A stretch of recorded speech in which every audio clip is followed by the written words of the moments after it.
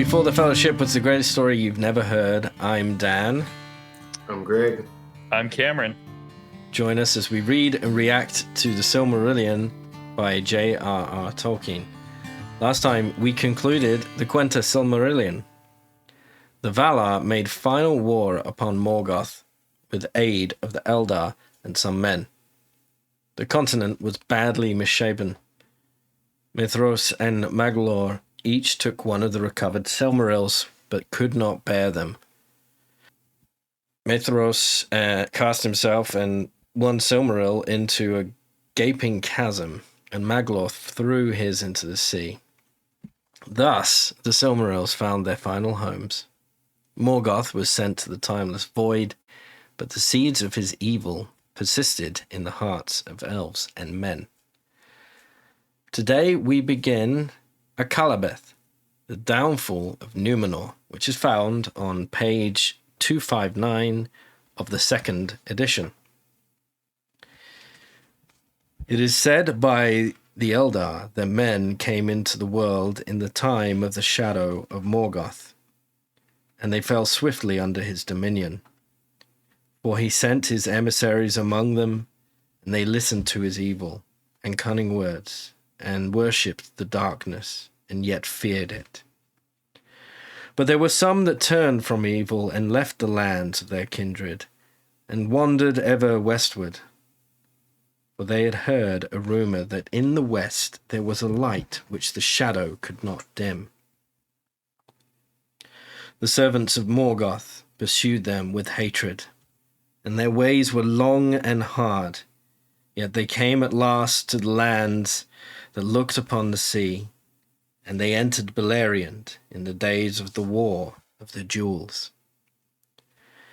The Dúnedain were named in the Sindarin tongue, and they became friends and allies of the Eldar, and did deeds of great valour in the war against Morgoth. Of them was sprung upon the sides of his fathers bright Eärendil, and in the Lay of Eärendil it is told how at last, when the victory of Morgoth was almost complete, he built his ship, Vingilot, and men called Rothinzil, and voyaged upon the unsailed seas, seeking ever for Valinor, for he desired to speak before the powers on behalf of the two kindreds, that the Valar might have pity on them, and send them help in their uttermost need. Therefore by elves and men he is called Eärendil, the Blessed. For he achieved his quest after long labours and many perils, and from Valinor there came the host of the lords of the west. But Eärendil never came back to the lands that he had loved. In the great battle, when at last Morgoth was overthrown and Tharongdrim was broken, the Edain alone of the kindreds of men fought for the Valar, whereas many others fought for Morgoth. And after the victory of the lords of the west, those of evil men who were not destroyed fled back into the east, where many of their race were still wandering in the unharvested lands, wild and lawless, refusing alike the summons of the Valar and of Morgoth. And the evil men came among them, and cast over them a shadow of fear, and they took them for kings.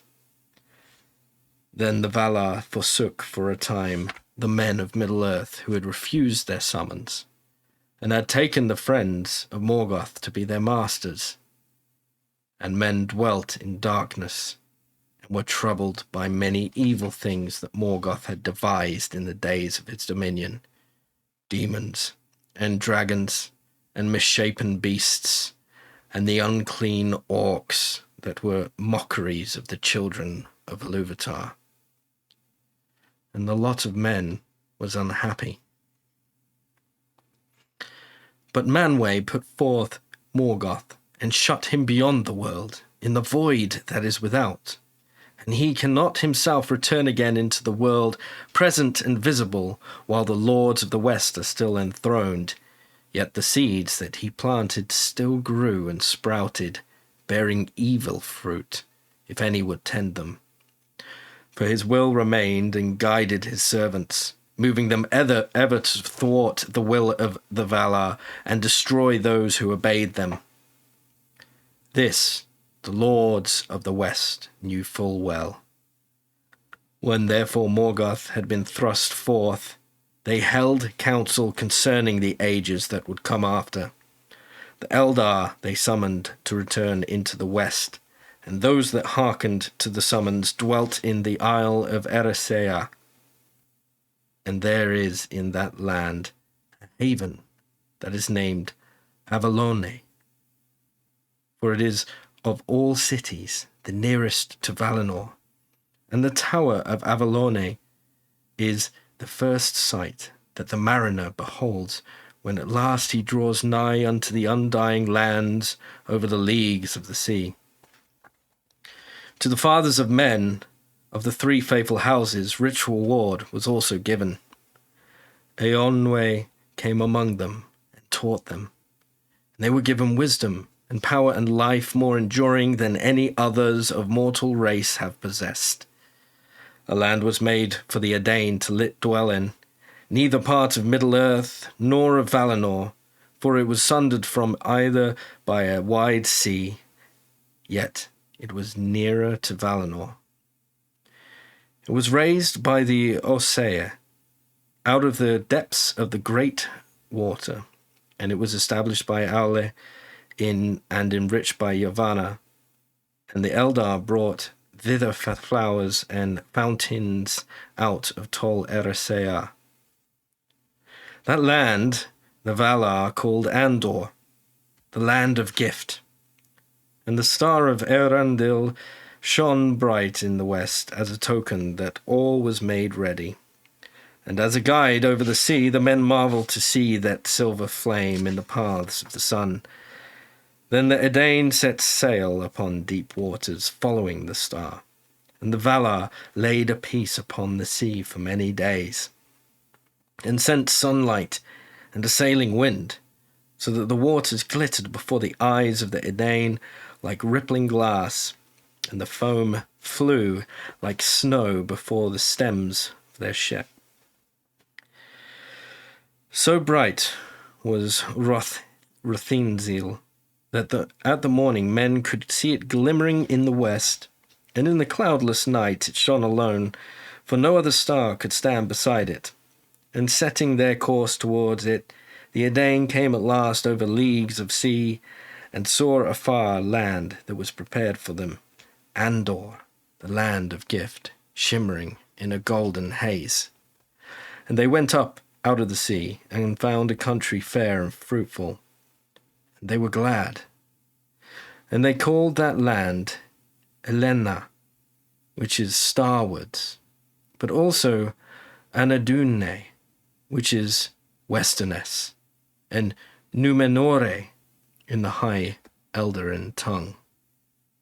This was the beginning of that people that in the grey elven speech are called the Dúnedain, the Númenoreans, kings among men.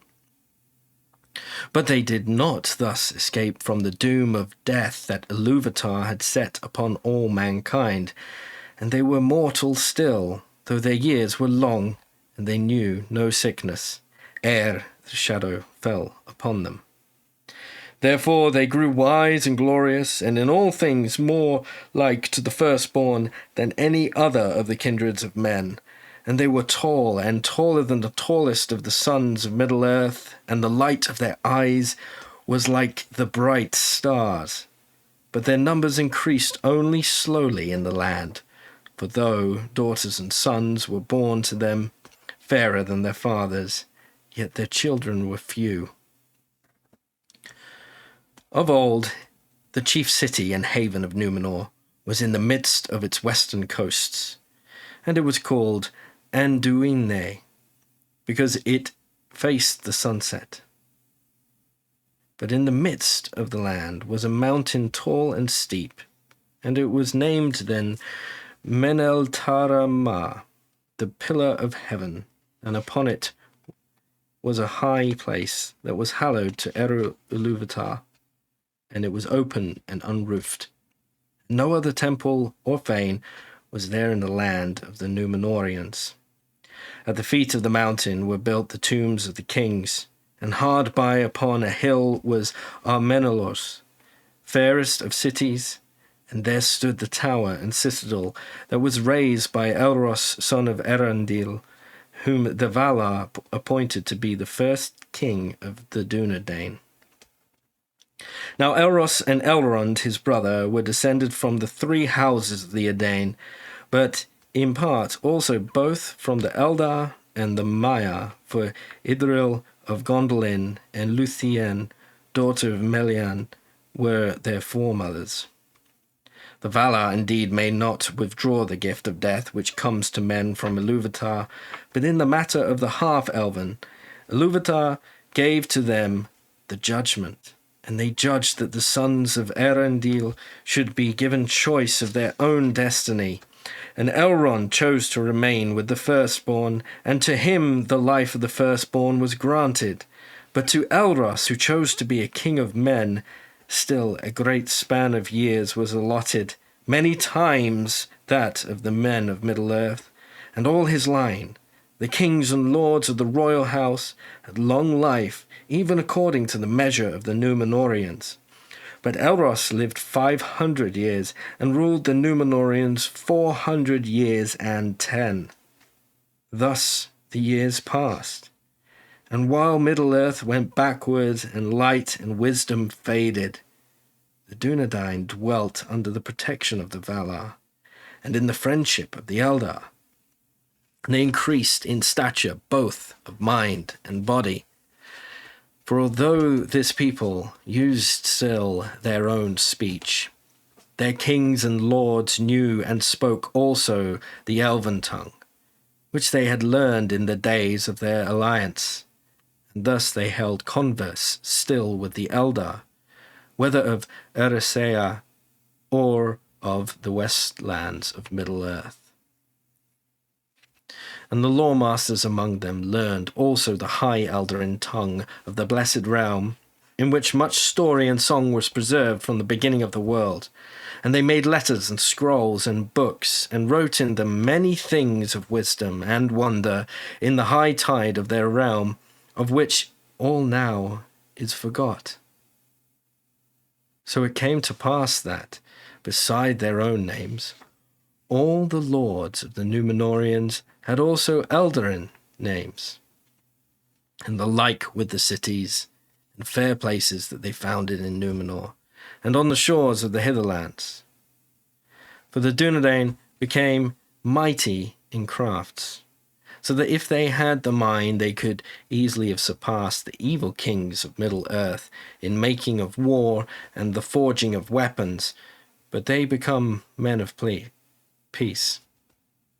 Above all arts, they nourished shipbuilding and seacraft, and they became mariners whose like shall never be again seen in the world was diminished. And voyaging upon the wide seas was the chief feat and adventure of their hardy men in the gallant days of their youth. But the lords of Valinor forbade them to sail so far westward that the coasts of Númenor could no longer be seen. And for long the Dúnedain were content, but they did not fully understand the purpose of this ban. But the design of Manwë was that the Númenoreans should not be tempted to seek for the blessed realm, nor desire to overpass the limits set to their bliss, becoming enamoured of the immortality of the Valar and the Eldar and the lands where all things endure. For in those days Valinor still remained in the world visible, and there Ilúvatar permitted the Valar to maintain upon earth an abiding place, a memorial of that which might have been if Morgoth had not cast his shadow on the world. This the Númenorians knew full well, and at times, when all the air was clear and the sun was in the east, they would look out and descry far off in the west a city white shining on a distant store, and a great harbour and a tower. For in those days the Númenorians were far-sighted, Yet even so, it was only the keenest eyes among them that could see this vision from the Meneltarmar, and maybe, or from some tall ship that lay off their western coast as far as it was lawful for them to go. For they did not dare to break the ban of the lords of the west, but the wise among them knew that this distant land was not indeed the blessed realm of Valinor, but was Avalone, the haven of the Eldar upon Eressëa, easternmost of the undying lands. And thence, at times, the firstborn still would come sailing to Númenor in oarless boats, as white birds flying from the sunset. And they brought to Númenor many gifts, birds of song, and fragrant flowers, and herbs of great virtue. And a seedling they brought of Celeborn, the white tree that grew in the midst of Eressëa, and that was in its turn a seedling of Galathylion, the tree of Tuna, the image of Telperion that Yavanna gave to the Eldar in the blessed realm. And the tree grew and blossomed in the courts of the king of Armenelos. Nimloth it was named, and it flowered in the evening, and the shadows of night it filled with its fragrance. Thus it was that, because of the ban of the Valar, the voyages of the Dúnedain in those days went ever eastward and not westward, from the darkness of the north to the heats of the south, and beyond the south to the nether darkness.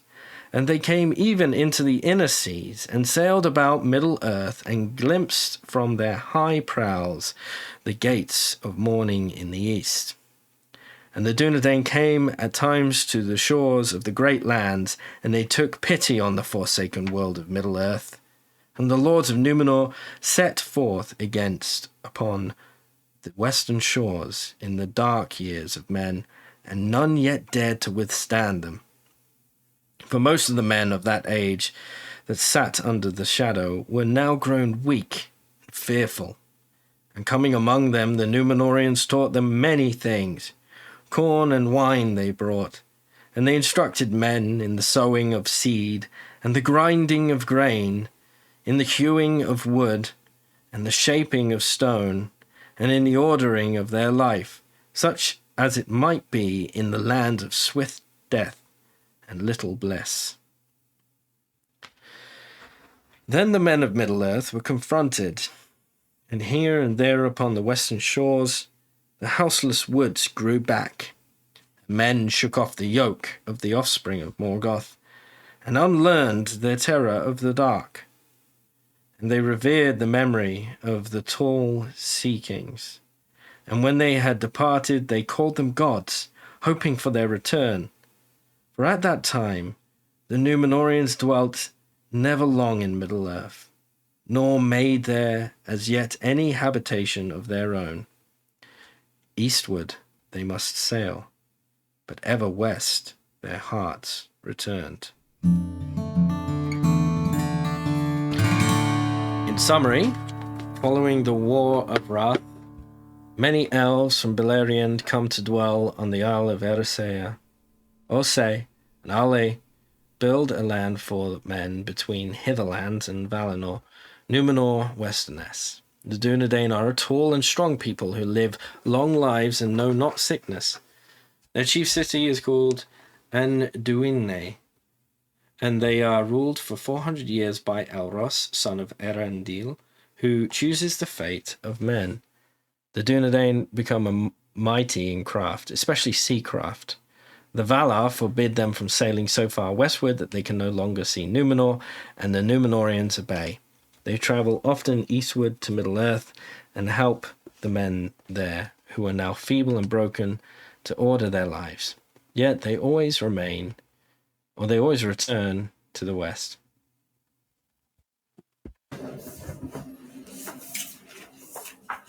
Orky dorky. There's some curious sayings in this. For example, the design of Manwë was that the Númenoreans would should not be tempted to seek the blessed realm. Design, or does it mean the well, or does it mean the expressed wishes of Manwë? Or is it actually something that is put into the Númenorians that prevents them from, like, how much free will do they have here? Or are they just, do they not? I think that design is referring to his mandate that they not sail so far west that they can't see Númenor anymore. But it's kind of funny. I actually underlined that same line, and I was thinking it's one of those things. It's just the nature of mankind that when you tell someone not to do something, immediately they're drawn to do that thing, and there's a pull towards it, even while they're choosing to obey that command. So Greg, is your mic off? Oh my. We can hear you, don't worry. Well, yeah. We heard everything you said. You just sounded like you were at the bottom of Angband. Oh, wow. Like shouting up through the It doesn't sound too bad. Yeah, it does sound a bit echoey, but it's not too bad. I would say, though, that so in that sense, Manwë's design did not come to fruition because, well, we haven't really read about it now, but there's some spoiler. This is like, okay, do you recall in the Lost World Jurassic Park when whoa, maybe spoilers, hold on. Vaguely. You haven't seen that one? No, I've seen it. Oh. Where Jeff Goldblum, he has that line that's like, of course, it always starts with the ooh and the ah, but then there's the biting and the running, and right, like that's kind of where we're at in this story. Like we know that things are going to fall apart for the Númenorians. It's called the downfall of Númenor, but right now we're just getting a little depiction of the high age of the Númenorians. I love the description of the land of gift, shimmering in a golden haze. They found a country fair and fruitful, and they were glad. Just like makes you think of what would it be like to just have a land you could work that was like incredibly fruitful. Your family was safe, and you could just grow very old with your family. Like, I love that picturesque. Yeah, it's interesting too. It says that no one fell sick, or they did not know sickness ere the shadow fell upon them. So it's like nobody died from their illness. They're just at a certain point in their old age where they just passed into like they're given some kind of hybrid of what the elves were. Yeah. Right. Some of the immortality. Just to be clear, this is like a new land that did not exist before, right? So Ossë. Yeah, it was brought up from the depths. Yeah, like just created this new island that's just about halfway between Valinor and Middle Earth, but slightly closer to Valinor. Literal world building happening before our eyes. World building, right?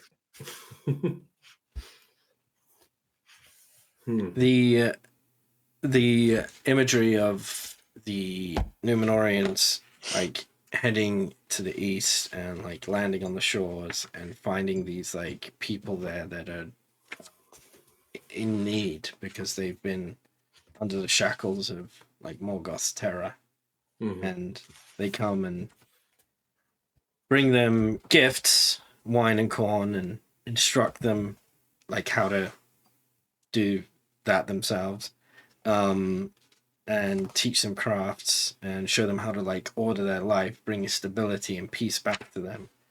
It was kind of a welcome change to the way that men have been operating for most of the Silmarillion.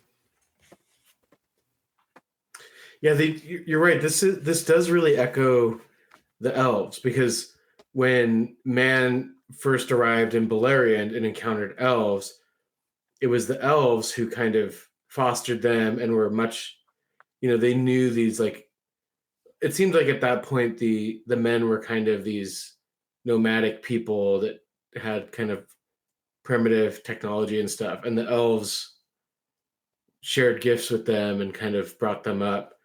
And so the Númenóreans are kind of experiencing that side of it too, where they're bringing knowledge and skill to these impoverished humans in Middle Earth.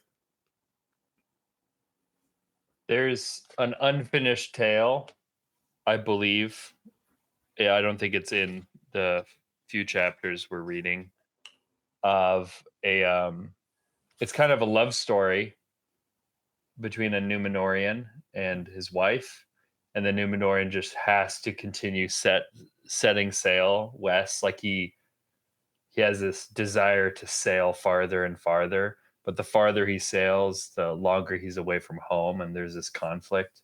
Does that ring a bell? Have you read that? I haven't read that. Be interesting. Maybe I'll put it in the show notes. It's like a sitcom. Yeah, exactly. It's a really good story.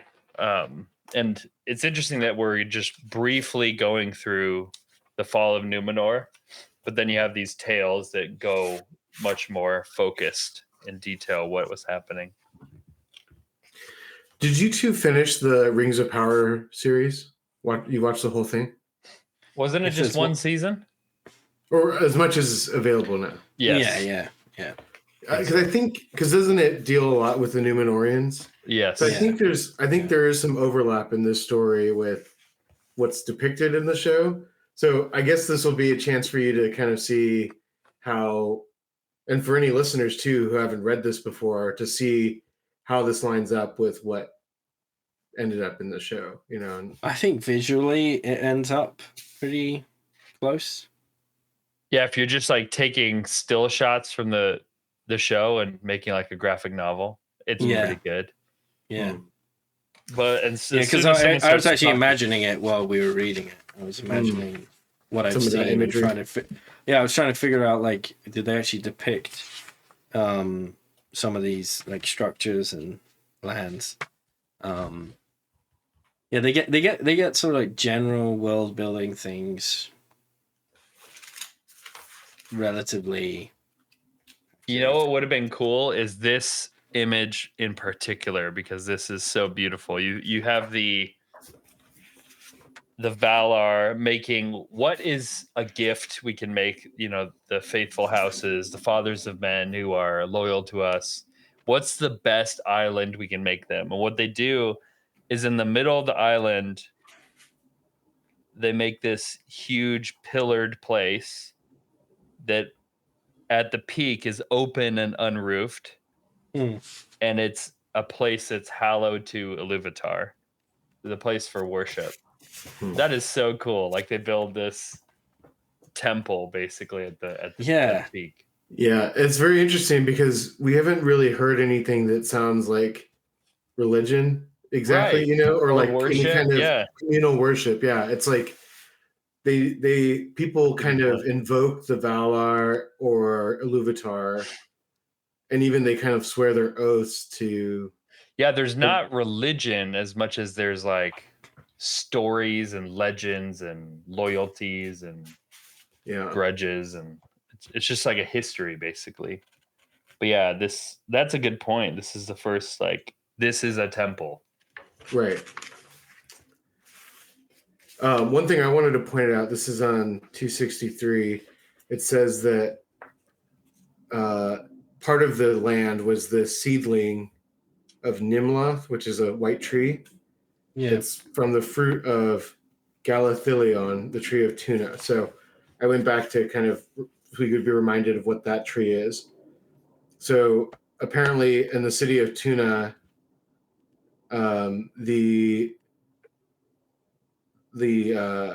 it's Noldor that are there, I believe, in Valinor and Valinor. So they really love the white tree, one of the two trees, Telperion. So Yavanna makes them a tree that's kind of like it but lesser. So it's modeled after one of the two trees. And on page 59 it says that Yavanna made for them a tree like to a lesser image of Telperion. save that it did not give light of its own being. So it's kind of lacking the light of the trees, but it is beautiful. And so this is saying that fruit from that tree was brought to Númenor, and that's what Nimloth is. It's this new tree, white tree. Is that the same tree that becomes the tree of Gondor? The white so tree? we'll hear about that. I think so. Yeah. Oh, cool. Nice. Fun. I have a mug with the tree on it. I'm so cool. I like. So one other thing that stuck out to me is that it was the star of Eärendil. So the Silmaril is what showed them the way to this island. It was like their North Star, even though it was kind of a west star. Which page is that one? That was 260 in the middle. Oh, wait, no, towards the end. The star of Eärendil shone bright. It talks about how bright that star is, which guided them. Nice. Yeah, and I also like, Dan, you mentioned this earlier, kind of in passing, but that Middle Earth has become this dismal place. It's like a period of darkness, non-history, short life and unhappiness. It's like a bleak place. Númenor is this place of life and culture, a place that's being preserved. It's like a mini Valinor. Yeah. But then they go to Middle Earth and they teach them how to order their life. I also thought that was beautiful. Yeah, it's cool. Yeah. Just as much as they can in the land of swift death and little bliss. Yeah. It kind of felt a little bit like the early, missionary, I wouldn't say colonization, but the early missionary missions, I suppose, to lands where there isn't civilization yet, as it's known in the West. And you have these missionary monks and nuns coming and teaching the people, showing them agricultural technologies. It reminded me of that. Just pure evil. How dare they? How dare they? I like what I hear. Yeah, me too. Me too. What about if you like what you hear? Go ahead and rate us 3 Silmarils out of 3. Follow us everywhere. Well, there's only one left now, so just rate us 100%. Whatever. 1 out of 1 is. Yeah. Follow us everywhere at Before the Fellowship. Join the discussion on Discord. And send any comments or questions to beforethefellowship@gmail.com. Join us next week as we read the greatest story you've never heard, The Silmarillion by J.R.R. Tolkien.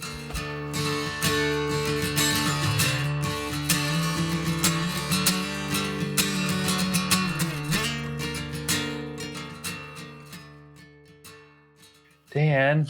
3, 2. Let's start over, guys. Page 1.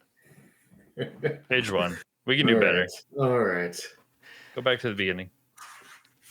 Actually, page 16. Yeah, 15. I don't have a page 1. There was Eru, the one who went up.